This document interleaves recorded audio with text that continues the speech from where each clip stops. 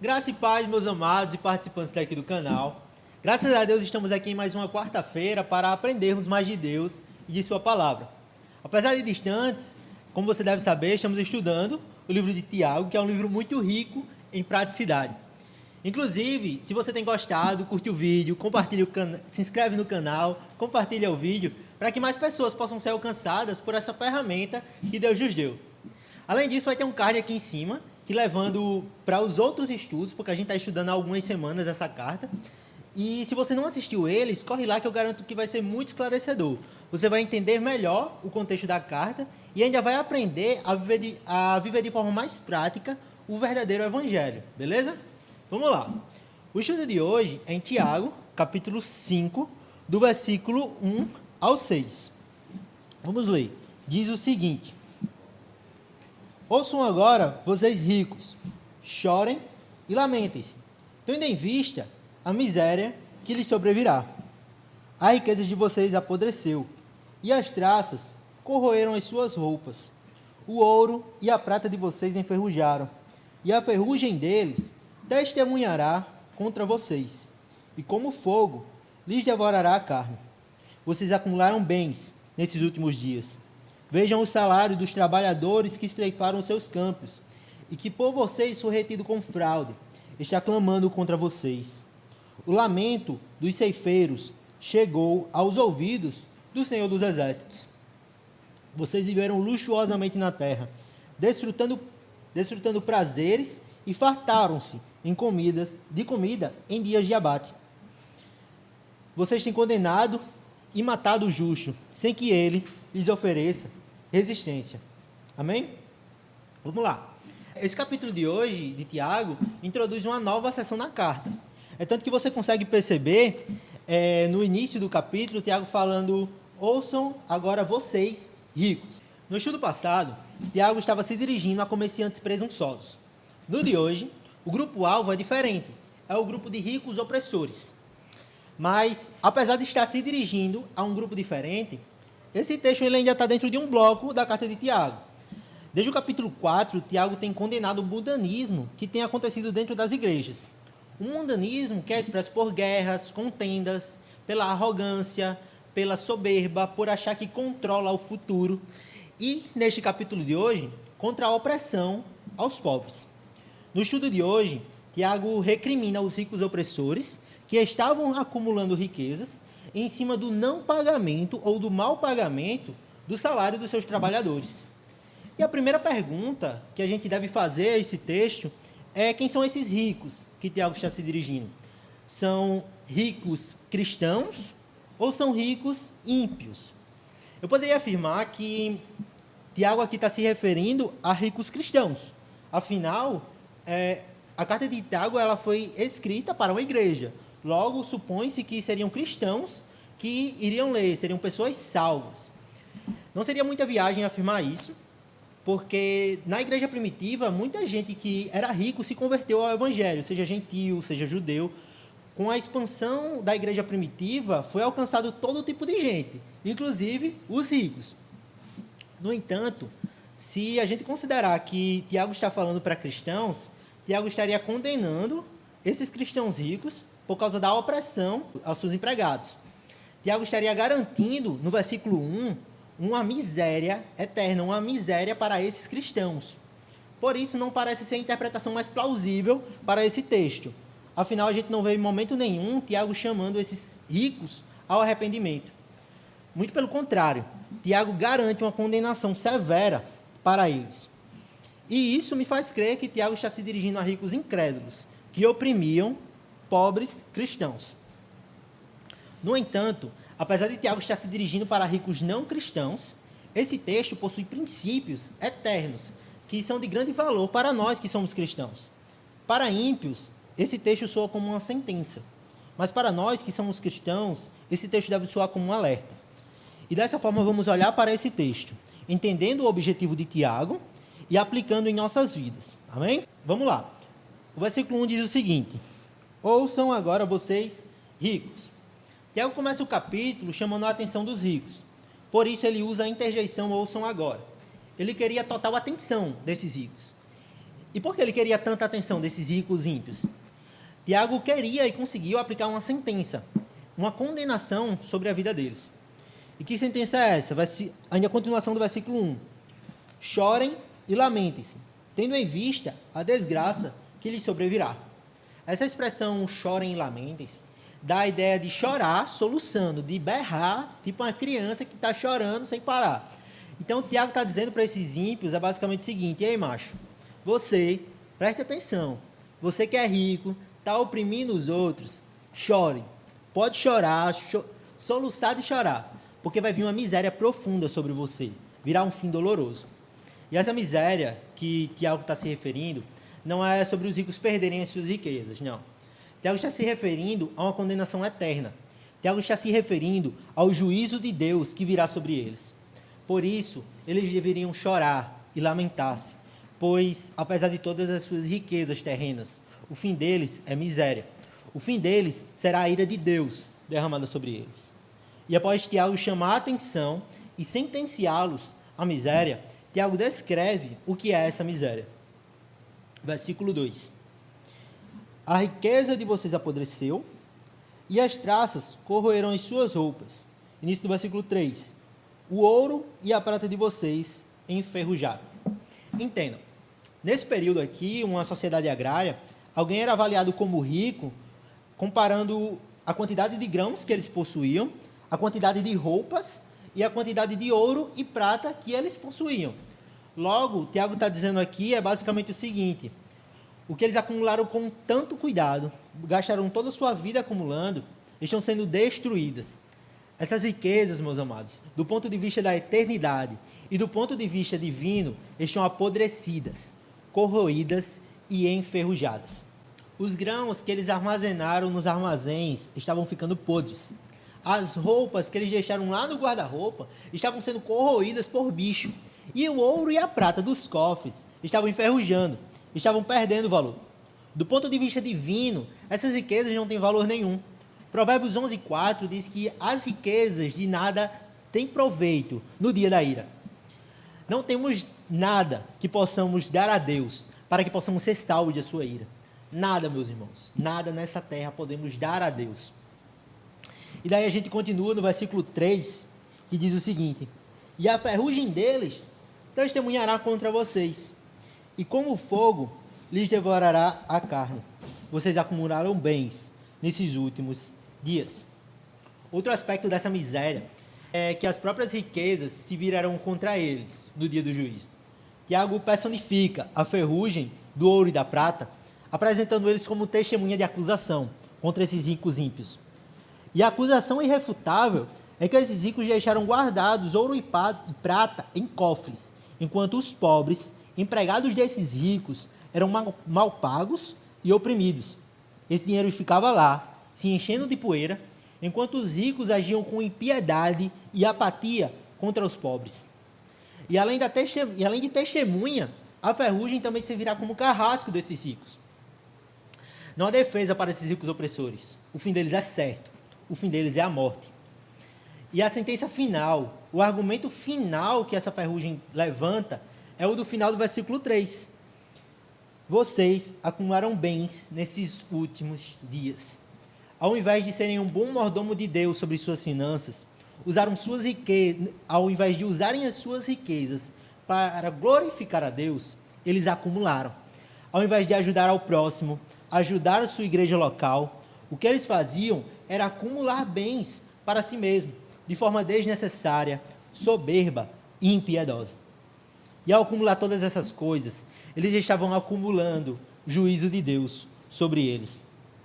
E existe um agravante muito interessante nesse texto. Eles não estavam simplesmente acumulando riquezas. Eles estavam acumulando riquezas nos últimos dias. E o que isso significa, Daniel? Últimos dias é uma expressão usada corriqueiramente pelos autores do Novo Testamento.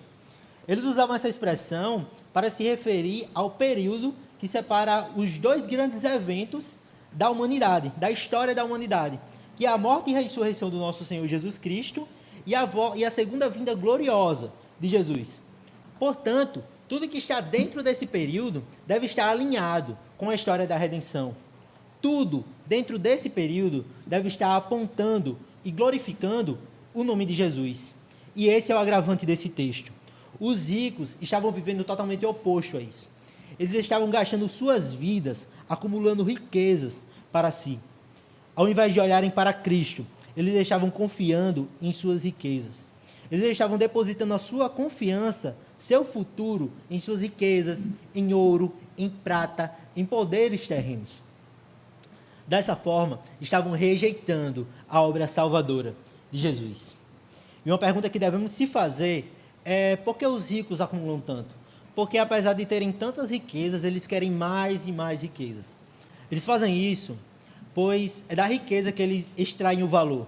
É porque a sociedade atual define alguém pelo que ela tem. Eles fazem isso pois a quantidade de zeros que possuem em suas contas dão a eles a sensação de terem um futuro garantido, um futuro próspero.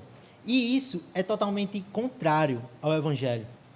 Percebam, meus irmãos, esse texto serve como uma sentença aos ricos acumuladores. Mas para nós, cristãos, deve servir como um alerta. Nós, cristãos, ricos e pobres, devemos fugir desse tipo de pecado, do pecado da acumulação. Não devemos depositar nossas confianças em posse, dinheiro ou qualquer riqueza terrena. Devemos depositar nossa confiança em Jesus Cristo. E o conselho que eu deixo, em oposição a essa atitude dos ricos, é o que Paulo fala em 1 Timóteo, capítulo 6, do versículo 17 ao 19. Diz o seguinte: ordenem aos que são ricos no presente mundo, que não sejam arrogantes, nem ponham sua esperança na incerteza da riqueza, mas em Deus, que de tudo nos provê ricamente para a nossa santificação. Ordene-lhes que pratiquem o bem, sejam ricos em boas obras, generosos e prontos a repartir. Dessa forma, eles acumularão um tesouro para si mesmo, um firme fundamento para a era que há de vir, e assim alcançarão a verdadeira vida.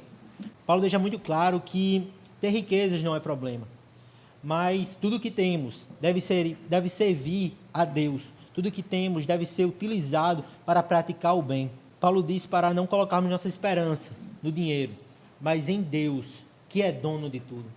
Esse texto, meus irmãos de Tiago, se aplica de uma forma muito grande em nossas vidas, porque muitos de nós cristãos gastamos nossas vidas perseguindo riquezas e bens, e esquecemos muitas vezes que o reino de Deus deve ser prioridade em nossas vidas.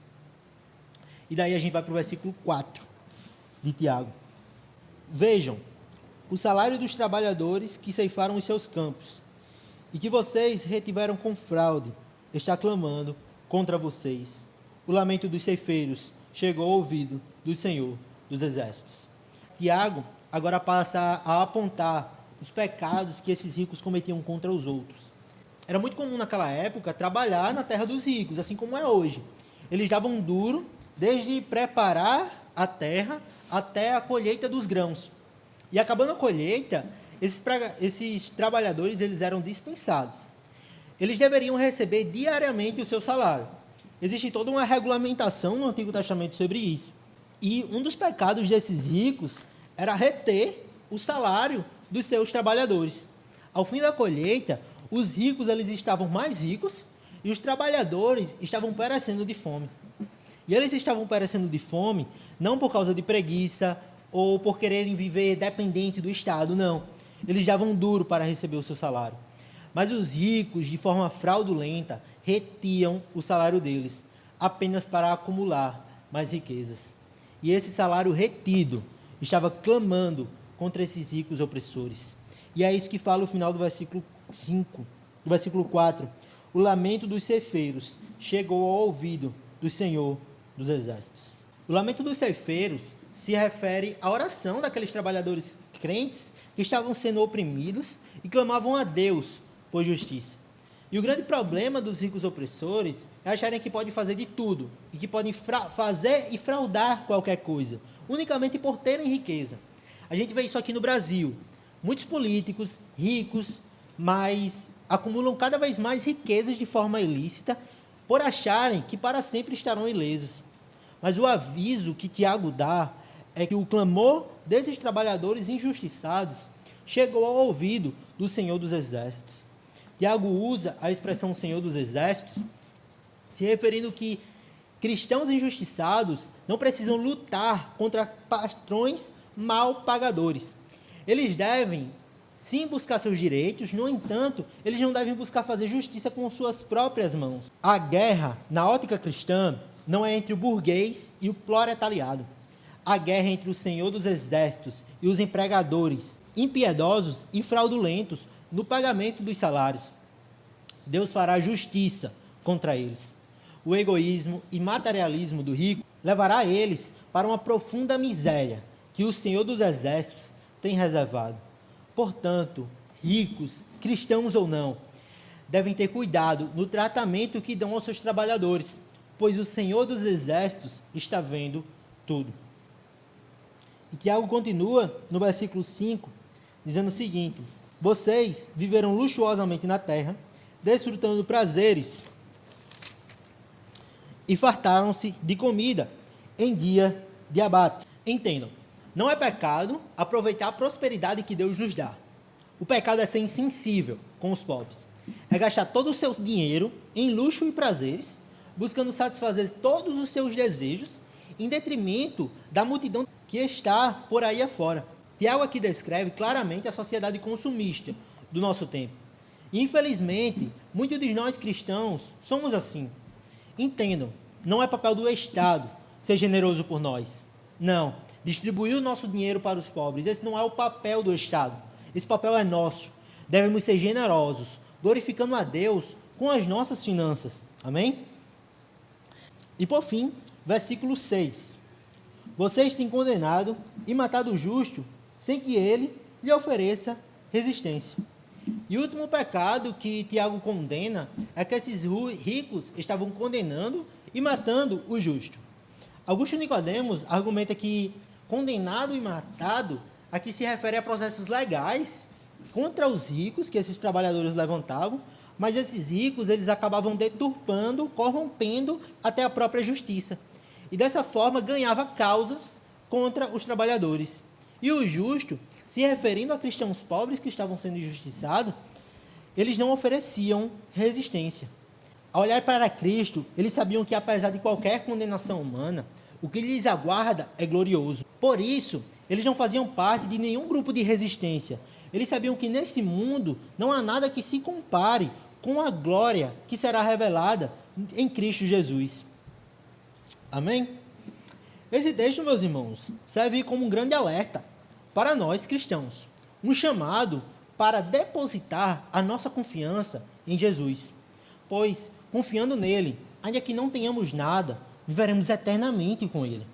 Mesmo que a gente não tenha as roupas mais caras e populares do mundo, seremos revestidos de um corpo de incorruptibilidade para habitarmos nas mansões celestiais com o nosso Deus. Por causa de Cristo, meus amados. Ainda que a gente não tenha nem dinheiro para comprar uma bermuda de R$10 ali na Pompeia, nós fomos revestidos da justiça e santidade de Jesus por toda a eternidade. Ainda que não tenhamos uma conta bancária acumulada e abarrotada de dinheiro, o nosso futuro está garantido, pois em Cristo somos herdeiros do reino de Deus. Por causa de Cristo, apesar de sermos desprezados e humilhados por não sermos ricos neste mundo, fomos aceitos como filhos do Criador do universo. E Ele mesmo enxugará dos nossos olhos toda lágrima, pranto e choro, e viveremos em paz para sempre com Ele. Amém?